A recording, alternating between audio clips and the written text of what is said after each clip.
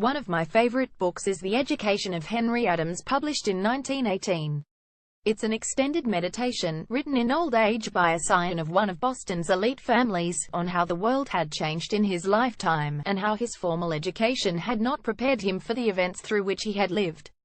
This education had been grounded in the classics, history and literature, and had rendered him incapable, he said, of dealing with the impact of science and technology. Rereading Adams recently left me with the thought that there is now an opening for a similar book, The Education of Mark Zuckerberg. It would have an analogous theme, namely how the Heros education rendered him incapable of understanding the world into which he was born. For although he was supposed to be majoring in psychology at Harvard, the young Zuckerberg mostly took computer science classes until he started Facebook and dropped out. And it turns out that this half-baked education has left him bewildered and rudderless in a culturally complex and politically polarized world. What is intriguing about the Facebook founder is his astonishing blend of high intelligence, naivety and hubris. In February, when it finally began to dawn on him that the election of Donald Trump might tell us something significant and disturbing about the state of the U.S. society, he wrote a lengthy epistle to his 86 million disciples. Today, it began, I want to focus on the most important question of all: are we building the world we all want? Ponder that for a moment. Note the imperial, hubristic we and the implicit assumption that it is possible to build a single world that everyone wants. It comes straight out of the Ladybird Book of Democracy.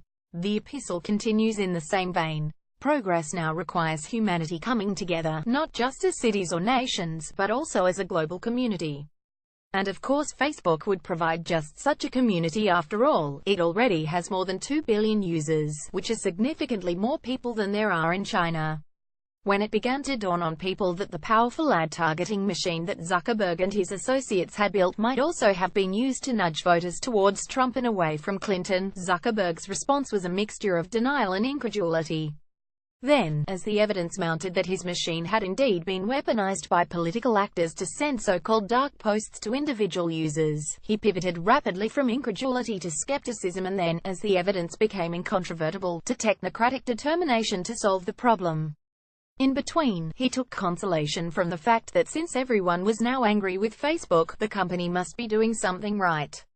Trump says Facebook is against him, he wrote. Liberals say we helped Trump. Both sides are upset about ideas and content they don't like.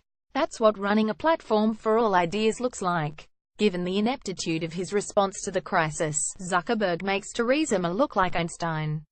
And therein lies a puzzle. For we know that the latter isn't he stupid. Why then is he apparently behaving like an idiot? The answer is that he cannot come clean about the root of the problem, because to do so would reveal the unpalatable truth that it's a product of Facebook's business model. Facebook, like Google, is an extractive company, rather like ExxonMobil or Glencore. It mines, refines, aggregates and sells its users' personal information and data trails to advertisers, who then use it to target ads at said users. This data is clearly valuable. At the moment, for example, the company earns nearly $20 per user per year in the US and Canada anyway by monetizing their data. The downside, from society's point of view, is that the targeted system that delivers these revenues is easily manipulated by political actors, as we saw from the way Russian interests used it in the 2016 election. Given the largesse that flows from this golden goose, you can see why Zuckerberg is reluctant to do or say anything that might threaten it. That's why there's no discussion about alternative business models that might enable the company to survive without undermining democratic processes. One could, for example, imagine an honest business model, in which people paid an annual subscription for a service that did not rely on targeting people on the basis of the 98 data points that the company holds on every user.